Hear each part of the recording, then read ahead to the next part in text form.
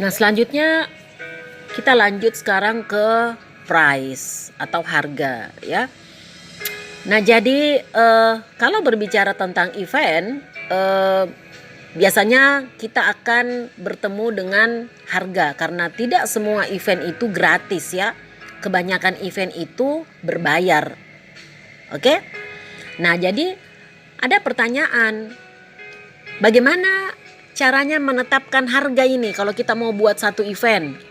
Ya, apakah dasarnya? Nah, jadi ada 3 dasar strategi penetapan harga. Berdasarkan biaya, kemudian persaingan ya atau pasar, dan berdasarkan nilai bagi konsumen.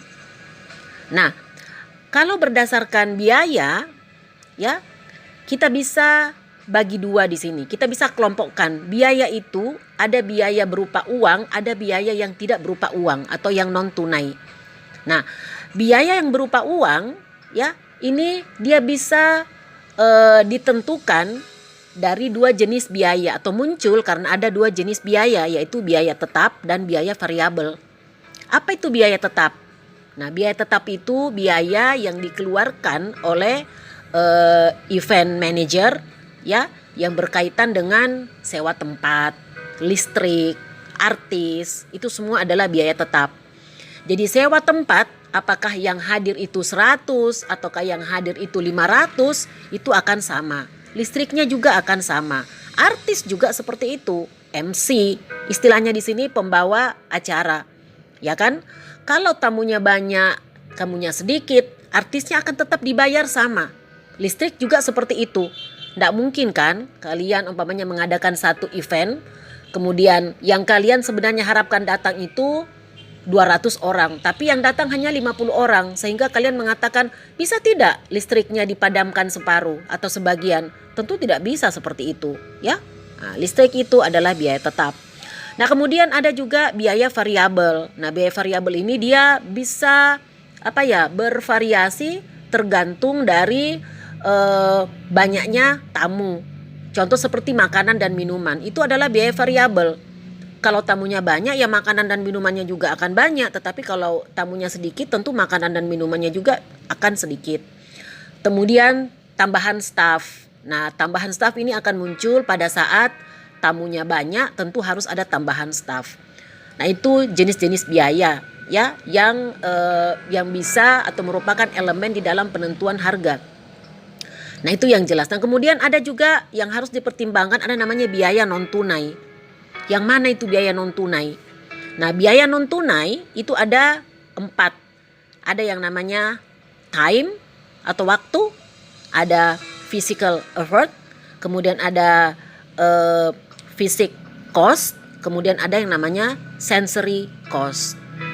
Time atau waktu.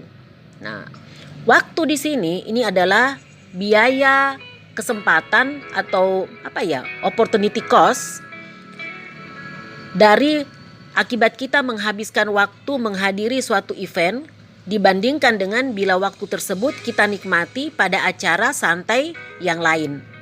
Ya. Nah, itu yang namanya biaya opportunity. Waktu saya ini pada saat saya hadiri event ini itu jauh lebih berharga saya rasa dibandingkan dengan saya dapatkan saya hadiri event yang lain. Nah, berarti ini non tunainya dalam hal waktu atau time itu dia bagus. Ya, artinya nanti di sini IO itu harus berusaha supaya kegiatan-kegiatan atau acara-acara yang ada di dalam event itu bisa membuat pengunjung atau konsumen merasa bahwa dia tidak sia-sia untuk menghadiri event tersebut. Ya. Oke.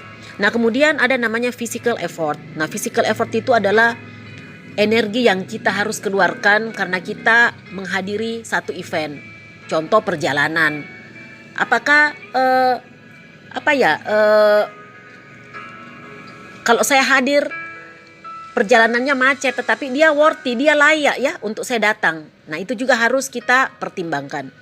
Nah, kemudian biaya psikis. Nah, perasaan tidak nyaman saat terjadi interaksi sosial ya. Contoh, tidak semua event itu kita bisa datang kemudian kita bisa sendiri. Rata-rata event itu kan berhubungan dengan banyak orang, ada yang namanya interaksi sosial. Nah, di dalam interaksi sosial tidak selamanya kita akan bertemu dengan teman yang menyenangkan. Ya, suatu waktu, suatu saat mungkin kita akan bertemu dengan seseorang yang menjengkelkan. Nah, itu juga harus menjadi bahan pertimbangan di dalam menetapkan harga. Nah, kemudian yang terakhir itu sensory cost. Ya, ini menyangkut cuaca yang tidak menyenangkan, contohnya hujan, ya, di lokasi hujan, acaranya outdoor. Kemudian kalian mungkin dapat kursi yang kurang nyaman, lingkungan fisiknya tidak menyenangkan, kemudian teman yang menemani teman yang kita dapatkan di sana itu tidak menyenangkan, ya, itu masuk semuanya ke dalam sensory cost. Jadi seorang event manager atau IO itu harus mempertimbangkan keempat elemen biaya ini, ya, yaitu yang non tunai tadi, ya, yaitu time, physical effort, kemudian physic cost dan sensory cost. Dan IO juga harus berusaha untuk meringankan segala kesulitan, ya, yang dari biaya non tunai tadi, atau berusaha untuk menyampaikan kepada pengunjung, ya, bahwa contoh seperti umpamanya tadi perjalanan, ya, seandainya tempat parkirnya jauh dari hotel umpamanya atau jauh dari gedung, itu akan ada nanti umpamanya shuttle bus, ya. Nah, ini untuk mengurangi ini tadi, ya, physical effort. Oke? Nah, kemudian dasar strategi penetapan harga yang kedua itu adalah persaingan ataupun pasar. Jadi caranya di sini kita melakukan evaluasi, atau kita melihat kompetitor atau event-event yang sudah dilakukan sebelumnya, ya, kita lihat bagaimana mereka menetapkan harga. Nah, harganya, penetapan harga pasar di sini bisa sama atau bisa mungkin lebih mahal harga tiketnya. Ya, nah, cuma harus dipertimbangkan kalau dia lebih mahal, kenapa bisa lebih mahal? Apa pertimbangannya kenapa lebih mahal? Ya, nah mungkin di sini acaranya ada yang lebih mungkin, atau pengisi acaranya lebih bagus daripada yang sudah pernah dilakukan sebelumnya, ya, supaya konsumen atau pengunjung itu merasa bahwa harga yang mereka bayarkan itu nanti sesuai dengan apa yang akan mereka dapatkan di dalam pada acara itu. Pengalaman yang mereka dapatkan itu sesuai, ya, itu. Nah, kemudian penetapan harga yang ketiga itu adalah nilai bagi konsumen atau keseluruhan manfaat yang dirasakan dikurangi dengan keseluruhan biaya yang dirasakan. Ingat, manfaat akan tinggi apabila nilai akan tinggi apabila manfaat itu, nilai manfaat, keseluruhan manfaat yang diterima oleh konsumen yang mereka rasakan itu melebihi dari keseluruhan biaya yang dirasakan. Oke? Nah, kalau tadi saya sudah jelaskan dasar strategi penetapan harga. Jadi item-item apa saja, ya, yang harus tercakup atau meliputi penetapan satu harga. Nah, sekarang kita akan lihat strategi penetapan harga umum. Nah, ada tiga strategi penetapan harga umum. Yang pertama itu strategi penetapan harga yang berorientasi pada pendapatan. Nah, strategi penetapan harga ini itu dilakukan dengan cara menetapkan harga tiket tertinggi yang bersedia dibayar oleh target pasar. Jadi tujuannya di sini itu adalah untuk memaksimalkan pendapatan.